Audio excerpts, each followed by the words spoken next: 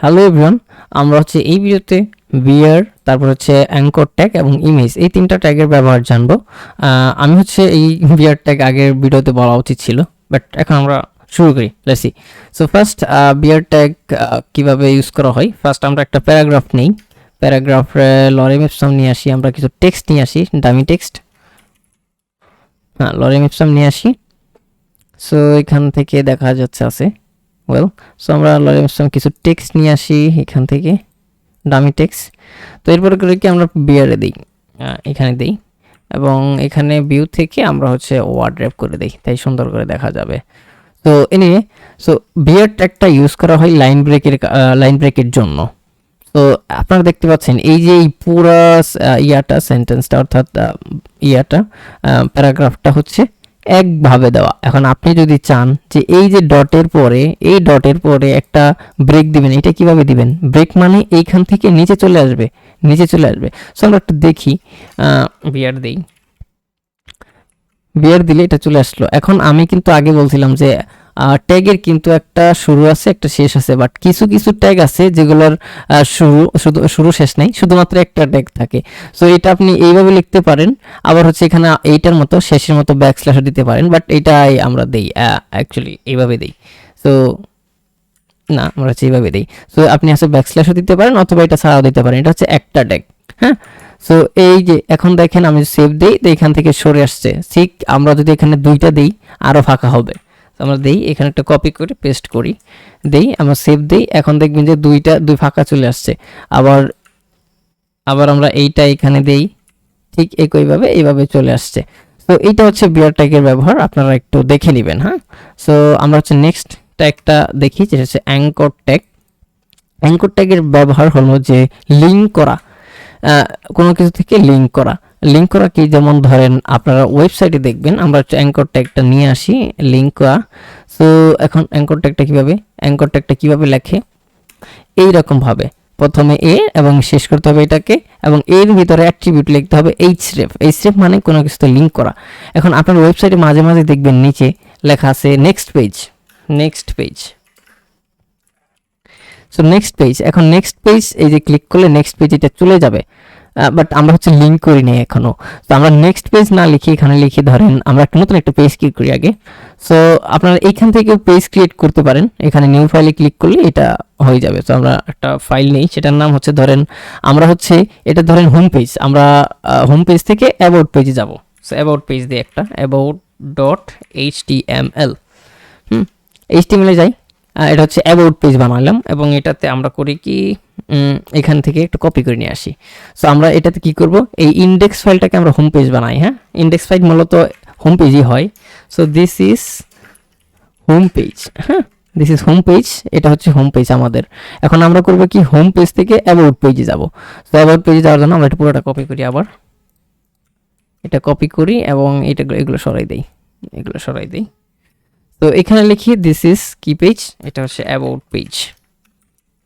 So এখন এইখানে দিব, আমরা হচ্ছে এখান থেকে হোম পেজে যাব, এটা হচ্ছে হোম, এবং এখান থেকে আমরা এখানে লিখি যে আমরা হচ্ছে অ্যাবাউটে যাব, অ্যাবাউট পেজে যাব। সো অ্যাবাউট লিখে দিলাম। এখন কথা হচ্ছে এটা লিঙ্ক করবো কিভাবে, যেমন এখানে অ্যাবাউট দেওয়া আছে। সো অ্যাবাউটে আমরা হচ্ছে হোম পেজ থেকে যাব, এখানে দেখেন অ্যাবাউট হয়ে গেছে, এই যে এটা হচ্ছে হোম পেজ। তখন হচ্ছে আমরা এখানে ক্লিক করলে এটা অ্যাবাউট পেজে চলে যাবে। সো এটা কীভাবে চলে যাবে আমরা একটু দেখি। এখানে আমরা টাইটেলের অ্যাবাউট পেজ দিই, এটা অ্যাবাউট পেজ হবে, অ্যাবাউট পেজ দিই, এখানে আমরা অ্যাবাউট লিখে দিই যে অ্যাবাউট পেজ। তারপর হচ্ছে ইন্ডেক্স ডটে আমরা লিখি এটা হোম পেজ, তাহলে আমরা আরও সহজে বুঝতে পারবো। হ্যাঁ, সো এটা হচ্ছে হোম পেজ এবং এটা হচ্ছে অ্যাবাউট পেজটা আমরা পরে দেখব। তো কীভাবে দেখব, এখন হচ্ছে এই অ্যাবাউট পেজটা কানেক্ট করার জন্য আপনি জাস্ট এখানে এই যে HTML এই পুরো নামটা এখানে লিখে দিবেন ফার্স্ট। এটা হচ্ছে আপনার এই যে অ্যাবাউট পেজ। এখন এইটাতে লিখে দিলে, এখন আমি অ্যাবাউটে ক্লিক করলি, এটা কিন্তু অ্যাবাউট পেজে চলে গেছে, দেখতে পাচ্ছেন। তো এইভাবে হচ্ছে পেজ লিঙ্ক করা হয়।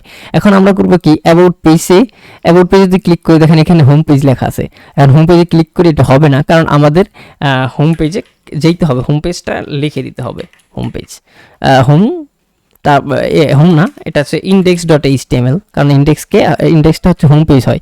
এখন এটাতে আমরা ক্লিক করি, এটা এখানে চলে আসবে। তো এটা হচ্ছে মূলত লিঙ্কিং। এখন প্রসেসটা হচ্ছে যে আপনি ধরেন আপনার তো হচ্ছে শত শত পেজ থাকবে, আপনি তো এইভাবে পেজগুলো লিখবেন না।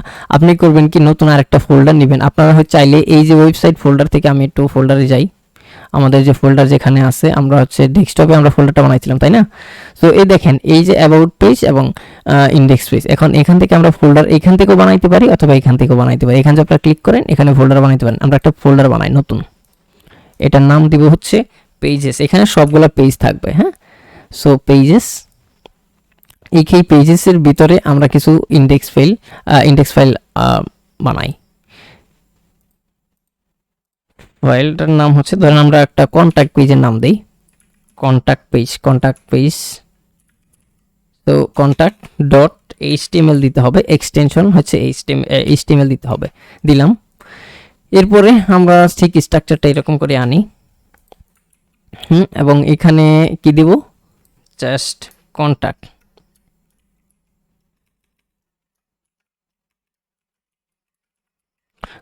দিব, হ্যাঁ।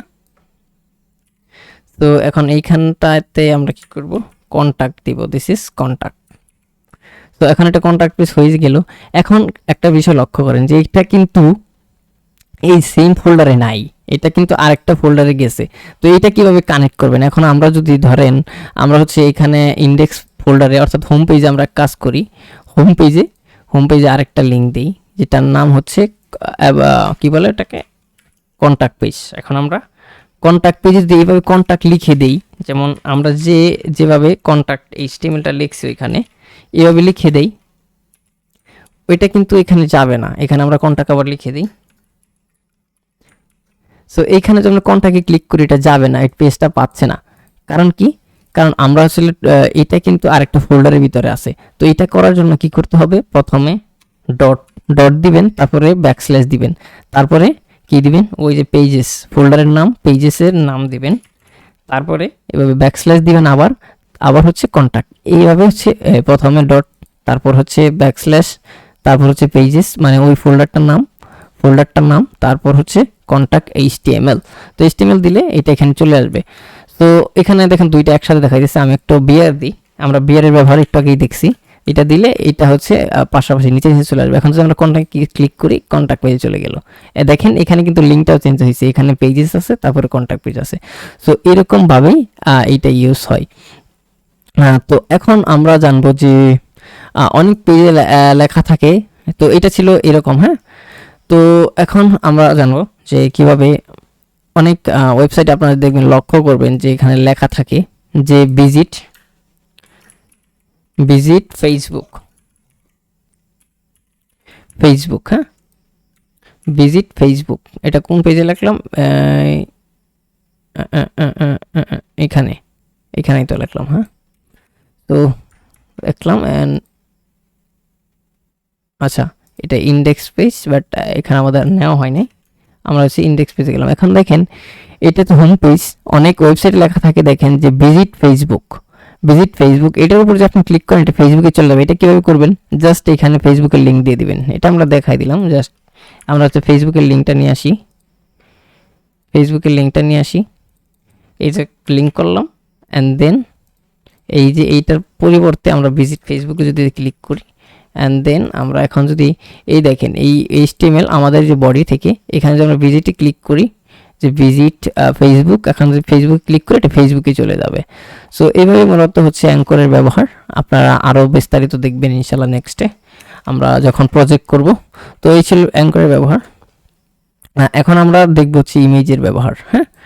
সো ইমেজটা কীভাবে হয়, যেমন বডিতে ইমেজ আমাদের অনেক ব্যবহার করতে হবে। সো আমি করি কি, আপনারা হচ্ছে কি করবেন, ওই সেম ফোল্ডারে, এই ফোল্ডারে একটা ইমেজ নিয়ে আসবেন। আমি আমার একটা ইমেজ নিয়ে আসি এবং ইমেজটার নাম কিছু একটা দেই, ধরেন ইমেজ ওয়ান নাম দিলাম। তারপর হচ্ছে এখানে ইমেজ চলে আসছে, হ্যাঁ। তো আমরা করব কি, ইমেজ আনার জন্য প্রথমে ইমেজ ট্যাগটা দিতে হবে, প্রথমে ইমেজ ট্যাগ দিতে হবে img, তারপরে src সোর্স, তারপরে হচ্ছে এইগুলো কিছু দিতে হবে না, আর এটা ঠিক বিয়ার ট্যাগের মতোই, এটার শেষ করতে হবে না, জাস্ট এটা এরকমই রাখলেই হবে। সো প্রথমে কি দিবেন, ইমেজটা একটা আনবেন, তারপরে এসআরসি মানে এই সোর্স, এটা মানে সোর্স মানে ইমেজটা কোথা থেকে আসবে, কোন ফাইল থেকে আসবে ওটার নাম দিতে হবে, তারপরে এখানে লিঙ্ক করে দিতে হবে এটার ভিতরে। সো দেখি এখানে কি করবো, দেখুন আমাদের সেম ফাইলে সেম ফোল্ডারে এখানে একটা ইমেজ আছে, এটা হচ্ছে ইমেজ 1। তো এটাতে ক্লিক করার জন্য আপনারা জাস্ট ইমেজ 1 ওই লিঙ্ক করার মতো আর কি, এখানে ক্লিক দিবেন, আমার ইমেজটা চলে আসছে, যদিও এটা অনেক বড় দেখাইতেছে, যাই হোক আমরা এটা পরে সাইজ নিয়ে কথা বলবো পরে। বাট দেখেন এখানে ইমেজটা চলে আসছে, আমি একটু ভিউ করে দেখাই, এটা দেখেন ইমেজটা চলে আসছে। সো এটা হচ্ছে সেম ডিরেক্টরিতে। বাট এখন যদি আপনারা ওই যে ইয়ের মতো, এখানে ধরেন আমরা পেজের মতো, এখানে যদি আমরা ফোল্ডার আরেকটা বানাইলাম, এখন এই ইমেজটা আমরা ওইখানে নিয়ে গেলাম, হ্যাঁ মুভ, এখন দেখেন এখান থেকে চলে গেছে, কারণ এটা আমরা হচ্ছে সেম ওই ডিরেক্টরির নামটা সহ বলে দিতে হবে। কীভাবে যেভাবে এই ইমেজ আগে, তারপর হচ্ছে ইমেজের ফোল্ডারটা আগে, ফোল্ডারের নাম দিতে হবে, তারপর হচ্ছে ইমেজের যে ইমেজটা আছে ওটার নাম দিতে হবে। এখন যখন ক্লিক করি আবার চলে আসলো, মানে ফোল্ডারে গেলে আপনাকে এইভাবে আগে ডট দিতে হবে, তারপর ব্যাকস্ল্যাশ, তারপর হচ্ছে এইভাবে করতে হবে। এটা গেলে হচ্ছে ইমেজ, এটা হচ্ছে আমাদের লোকাল ইমেজ আর কি, মানে আমাদের ফাইল ফোল্ডারের ভিতরে যা আছে। এখন কথা হচ্ছে আপনি যদি অন্য কোনো ওয়েবসাইট থেকে ইমেজ ইউজ করতে চান, যেমন অন্য যে কোনো সাইট থেকে ইউজ করতে চান, আমি একটা ইমেজ সাইটে যাইতেছি, অন্য ওয়েবসাইটের ইমেজ কীভাবে ইউজ করবেন সেটা আমি দেখাইতেছি। জাস্ট যেমন ধরেন এই ইমেজটা আমাদের ওয়েবসাইটে ব্যবহার করতে চাই, আমরা গেছি unplus.com-এ। তো এটা কি করবেন, প্রথমে রাইট ক্লিক করবেন এবং কপি ইমেজ অ্যাড্রেস দিবেন। এই ইমেজ অ্যাড্রেসে ক্লিক করলে দেন এখানে ক্লিক করবেন, অ্যান্ড দেন এই ইমেজটাতে মানে এখানে লিঙ্ক করে দেবেন। এই এসআরসির জায়গায়, আগেরটার জায়গায় আপনার হচ্ছে এসআরসির জায়গায় ওই লিঙ্কটা কপি করছেন যে ওইটা পেস্ট করে দিলেন। এখন আমরা যদি আমাদের ওয়েবসাইটে যাই, দেখবো সেম ইমেজটা আমাদের HTML-এ চলে আসছে। তো এই হচ্ছে মোটামুটি ইমেজের ব্যবহার। নেক্সট ভিডিও থেকে আমরা হচ্ছে আরও জানবো ইনশাল্লাহ। ভালো থাকেন, সুস্থ থাকেন।